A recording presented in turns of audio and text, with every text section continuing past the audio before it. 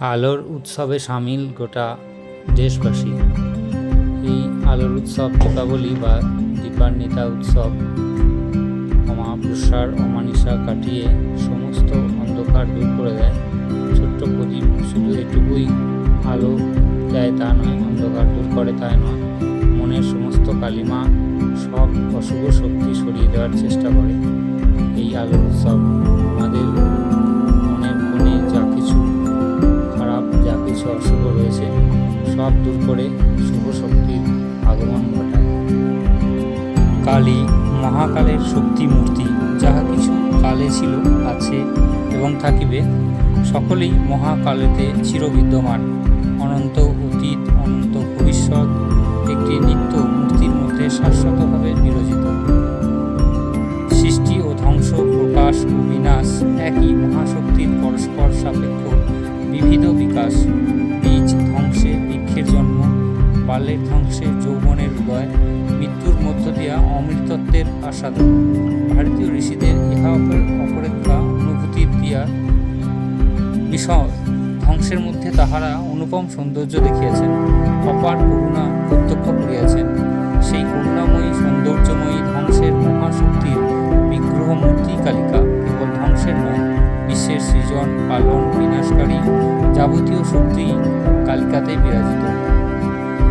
বিশ্ব প্রকৃতির মধ্যে যতগুলি ভাব অভিব্যক্ত হয় মানুষের কাছে, শ্রী কালিকাতে সে সকলই বিরাজমান।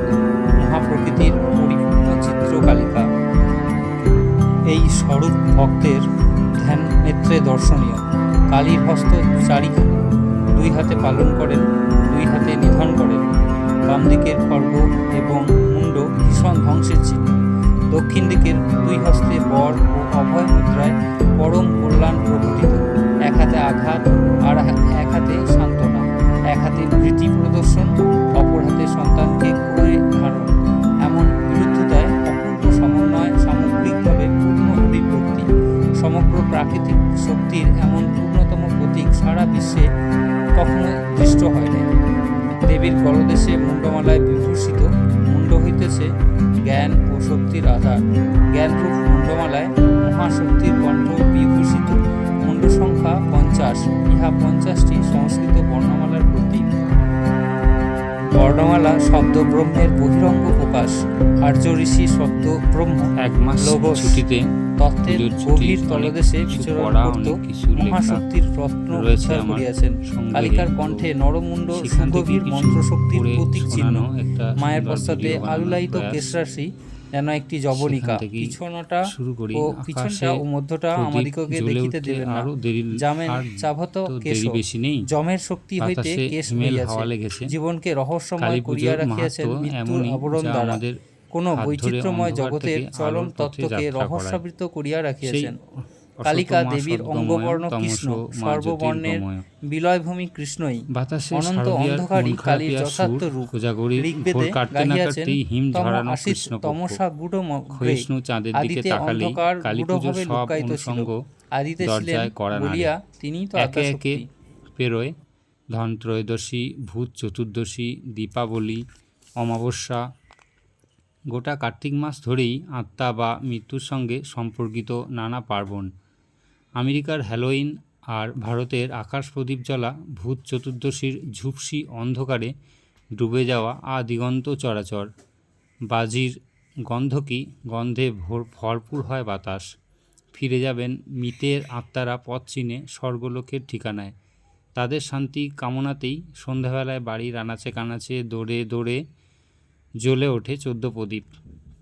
ঘোর অমানিসার অন্ধকারে মৃত আত্মাদের বিচরণ। কোথাও যেন এক ফোঁটা অন্ধকার না থাকে। বৈদিক মতে এর ঠিক 1 মাস আগে মহালয়ার দিন মৃত আত্মার শান্তি কামনায় তর্পণ করেছিলাম আমরা, তাদেরই স্মৃতিতে। আবার তন্ত্রমতে ঠিক 1 মাস পরে এই কার্তিক অমাবস্যার আগের দিন মৃত আত্মাদের আলো জ্বালিয়ে স্মরণ মনন। অমৃতলোকে ভালো থাকুন তারা। সেদিন আবার 14 শাক ভেজে খাওয়ার রীতি। কার্তিকের ঋতু পরিবর্তনের আবাল বৃদ্ধ বনিতার মৌখিক টিকাকরণের সুরক্ষা কবচ।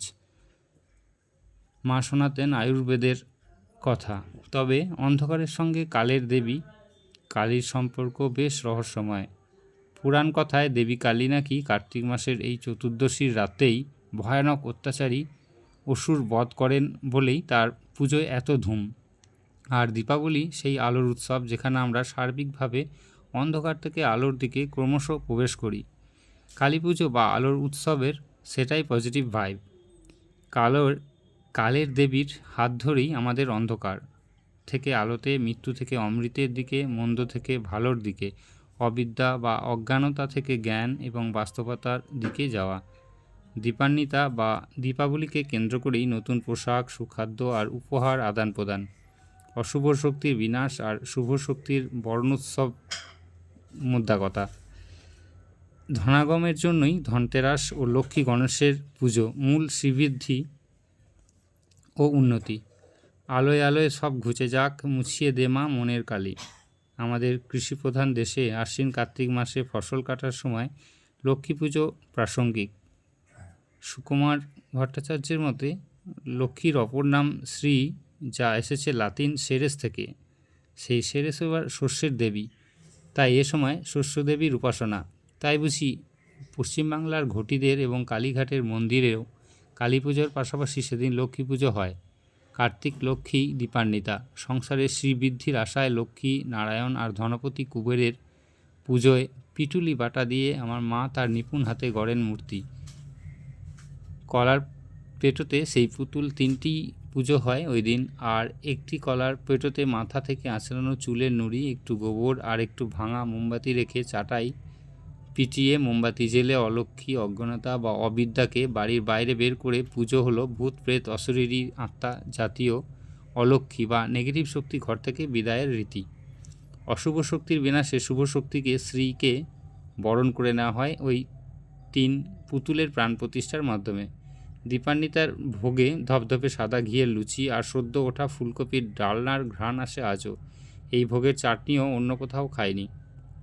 সদ্য ওঠা মূলো, রাঙা আলু, বেগুন, মটর ডালের বড়ি আর কাঁচা তেঁতুল দিয়ে তৈরি, অনবদ্য স্বাদ তার। অলক্ষ্মীর বিদায় সেরে তবেই লক্ষ্মীর পুজো দেখেছি। মা বলতেন শুভ অশুভ, মন্দ ভালো, সাদা কালো, আলো আঁধার, এসবের মাঝে অলক্ষ্মী লক্ষ্মী এই দুটিই ভগবতীর রূপ। আমাদের সবার মধ্যে দুটি দিক আছে। আমাদের ভেতরের লক্ষ্মীর সঙ্গে ঢুকে যায় অলক্ষ্মীও, তাই তাকে বিদায় দেওয়া হয়। কালো না থাকলে কি সাদাকে চেনা যায়? সেই জন্যই কালী পুজোর দিন লক্ষ্মী ও অলক্ষ্মী দুজনেই থাকেন। ঠিক যেমন দুর্গাপুজোয় দেবী দুর্গার সঙ্গে আসেন মহিষাসুরও। ভূত চতুর্দশীর আগের দিন ধনত্রয়োদশীর হিড়িক অনেকটাই এখন পণ্য সংস্কৃতির আওতায়। কিন্তু ঝাঁটা কেনা হয় কেন? মৎস্যপুরাণ মতে ঝাঁটাতেও মা লক্ষ্মী বিরাজ। আবার বৃহৎ সংহিতায় ঝাঁটা সংসারের অশুভ শক্তির বিনাশকারী। আসমুদ্র হিমাচল দীপাবলির দিনে মানুষ তাই ঘরদোর সাফ করে, রং করে, কোথাও কোনো ধুলো মলিনতা যেন না থাকে। ঝাঁটাও তো এসবেরই প্রতীক। লক্ষ্মীর পুজো তো আসলে সংসারে শ্রী ফেরানো, তাই না? আবারও সেই মাতৃকাতন্ত্রের বাদ্যি বাজে, আনাচে কানাচে পরিচ্ছন্নতাই তো শ্রী আনে সংসারে। বছরে একবার এভাবে সাফাই অভিযান কিন্তু পরিবেশ ও প্রকৃতির পক্ষেও হিতকর। এরপরই নিদারুণ শীতকালীন আলস্য যাপনের কারণে সব দিক পরিষ্কার রাখা হয়তো সম্ভব হয় না বলেই আমরা ঘরদোর ধুয়ে মুছে সাফসুত্র করি কালী পুজোর আগেভাগেই। আর তাই বুঝি ঝাঁটা কেনা। শারদামাও কিন্তু ঝাঁটা গাছটির যথাযোগ্য শারদামাও কিন্তু ঝাঁটা গাছটির যথাযোগ্য সম্মান দিতে বলেছিলেন। তুচ্ছ জিনিসও সংসারে ফেললা নয়। ধনত্রয়োদশীতে মনে পড়ে দেববৈদ্য ধন্বন্তরীকে। সমুদ্র বিছানায় বিষ্ণুর কূর্ম অবতারের কঠিন পৃষ্ঠখানি বাসুকী নাগ স্বরূপ মন্থনদণ্ড দিয়ে ক্ষীর সমুদ্র মন্থনে উঠে এসেছিল নানা ঔষধি, যাকে পুরাণে বলছে ঘি বা মাখন।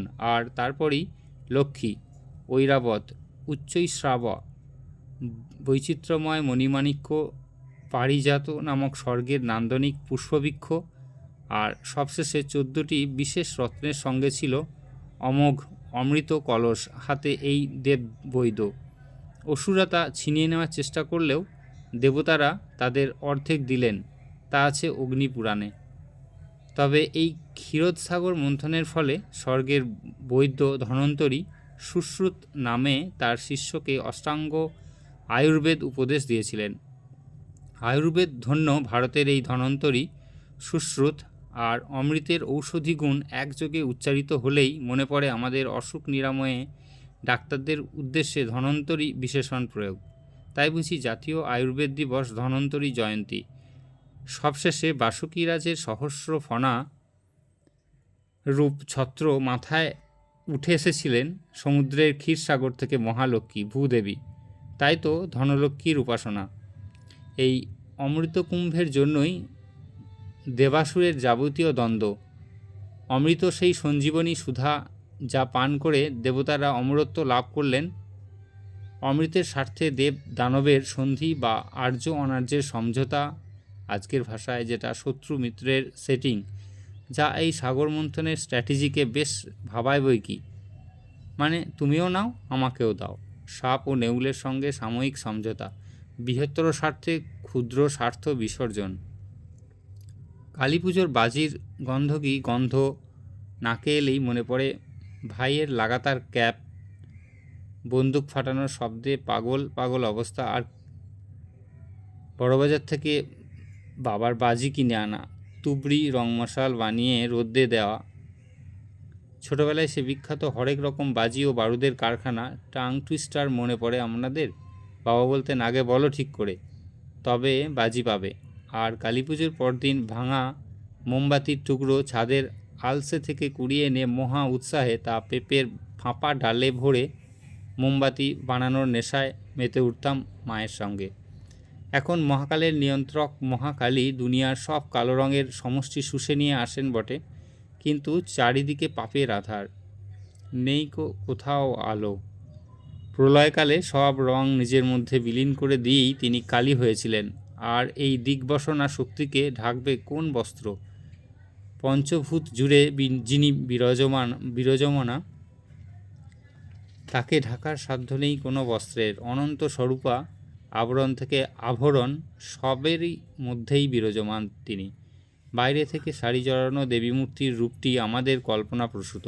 শিব অপার অসীম সমুদ্র, যা মূলত স্থির, এবং কালী সেই বিশাল সমুদ্রের উত্তাল ঢেউ, যা সৃষ্টি হয় দাপটের সঙ্গে সাগরের বুকেই আর বিলীন হয়ে যায় মুহূর্তে সাগরেই গভীরে।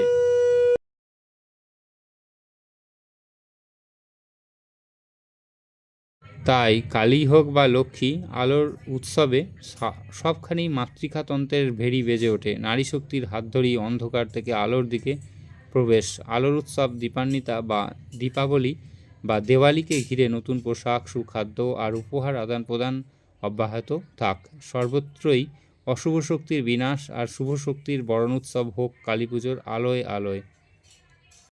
কার্তিক মাসের অমাবস্যার দীপান্বিতা তিথিতে রূপ বদলে ফেলেন দেবী হংসেশ্বরী। শান্ত সৌম্য মাতৃকা মূর্তি হয়ে ওঠে প্রচণ্ডা, ভয়াল। তার মুখে ওঠে মুখোশ, দাঁতের তলায় ধারণ করেন রক্তাক্ত লৌল জিহ্বা। সারা বছর এই একবারই রূপ বদলান দেবী দীপান্বিতা তিথিতে, তাই তার পুজো হয় তন্ত্রমতে। তিনি পুজো নেন ভয়াল চেহারা আর এলো চুলে। বছরের অন্য সময় তিনি দক্ষিণাকালী রূপে ভক্ত মেলায় হাজির থাকেন। হুগলির সাবেক বংশবাটি বর্তমান বাঁশবেড়িয়া দেবীর হংসেশ্বরীর মূর্তি বা পুজো শুধু নয়, মন্দিরের কাঠামোও বেনজির এবং বিচিত্র। ওই মন্দির আর পুজো ঘিরে আছে জনশ্রুতি, আর আছে প্রায় 200 বছরের ইতিহাস, যে ইতিহাস গড়ে তুলেছেন শতাব্দী প্রাচীন অমলিন ঐতিহ্য। সাবেক বংশবাটি বা গড়বাটির দেবী হংসেশ্বরীর রূপ ও পুজো বিষয়ে জানতে হলে পরিচিত হতে হবে এক সন্ন্যাসী রাজার সাথে। 1792 সালে বাঁশবেড়িয়ার রাজা নৃসিংহদেব রায় পাড়ি দিয়েছিলেন কাশী। সেখানে তিনি তান্ত্রিক সাধক হিসেবে পরিচিত হন। পরে ফিরে আসেন বাঁশবেড়িয়ায়। শুরু হয় হংসেশ্বরী মন্দিরের নির্মাণ কাজ। তিনি কিন্তু কাজ শেষ করতে পারেননি। অসমাপ্ত কাজ শেষ করেন তার স্ত্রী শঙ্করী দেবী। জনসূত্রে সন্ন্যাসী রাজার নৃসিংহদেব স্বপ্নাদেশ পেয়ে বংশবাটিতে ফিরেছিলেন। দেবী কালীকে তন্ত্রমতে পুজো করা স্বাভাবিক, কিন্তু নৃসিংহদেব দেবীর পুজো, প্রতিমা, এমনকি মন্দিরের গঠনেও চিরস্থায়ী করে দিয়েছিলেন তন্ত্র। সেই বেনজির শৈলী আজও তাক লাগায়। কেমন দেখতে দেবী ও মন্দির? কোথাও জুড়ে আছে তন্ত্রের ষট চক্রভেদন ও মোক্ষলাভ তত্ত্ব। তন্ত্রমতে মানবের সুষুম্না কাণ্ডকে কেন্দ্র করে ষটচক্রের 6টি অবস্থান রয়েছে। কুলকুণ্ডলিনী জাগ্রত করে সহস্র ধার অর্থাৎ অন্তিম চক্রে যাওয়াই মোক্ষ। হংসেশ্বরী মন্দির ওই সুষুম্না কাণ্ডের প্রতিরূপ হিসেবে নির্মিত, যার কুলকুণ্ডলিনীতে বিরাজমান দেবী। সহস্র দল পদ্মের উপর তার অবস্থান, যা আবার চর্যাপদের সাধনতন্ত্রকে স্মরণ করায়। 5টি নারীর রূপক 5টি সিঁড়ি আছে, যা উপরের ভাগে গিয়ে গোলক ধাঁধা তৈরি করেছে। সেটাই অন্তিম চক্র, যেখানে লিঙ্গস্বরূপ স্বয়ং লিঙ্গেশ্বর শিব থাকেন। উপনিষদ মতে হং অর্থাৎ বীজস্বরূপ আর সহ অর্থাৎ শক্তিস্বরূপ, তাই হংসেশ্বরী অর্থাৎ পরিশুদ্ধ মোক্ষ। 5তলা মন্দিরে 13টি মিনার আছে, প্রতিটি চূড়ায় পদ্মাকার। সেখানেও তন্ত্র সাধনার ইঙ্গিত সুস্পষ্ট। মহাদেবের নাভিপদ্ম থেকে উত্থিত একটি শতদলে দেবী বিরাজমান। তার এক পদ্ম ভাঁজ করে পদ্মে রাখা, অন্যটি ঝুলন্ত। দেবী চতুর্ভুজা, নীল বর্ণা, নিম কাঠে নির্মিত। মহাকাল শিব পাথর কুঁদে তৈরি। মন্দিরে আরও 14 শিব বিরাজমান। দেবীর ওই ভঙ্গিমা কালী প্রতিমার ক্ষেত্রে অভিনব, কারণ মন্দিরের সমস্তটাই তন্ত্র ধারকের তত্ত্বের স্থাপত্যময় উদাহরণ। সমস্তটাই এক সাধকের অর্জিত জ্ঞানের আধুনিক বর্ণপরিচয়। একদা কুলীন সপ্তগ্রাম বন্দর শহরের রাজভূম বংশবাটির গৌরব আজ অস্তমিত সূর্যের মতো, কিন্তু জাগ্রত হয়ে আছেন এক রূপ বদলানো দেবী, এক তন্ত্র সাধকের বিরল স্থাপত্যের অভিনব গঠনে দীপান্বিতা অমাবস্যায় এ ঐতিহ্যের আলো জ্বালেন মোক্ষস্বরূপা দেবী হংসেশ্বরী। কালী ও শিবের শিলামূর্তি একসঙ্গে পূজিত হয় আউশ গ্রামের শিবদা গ্রামে। এই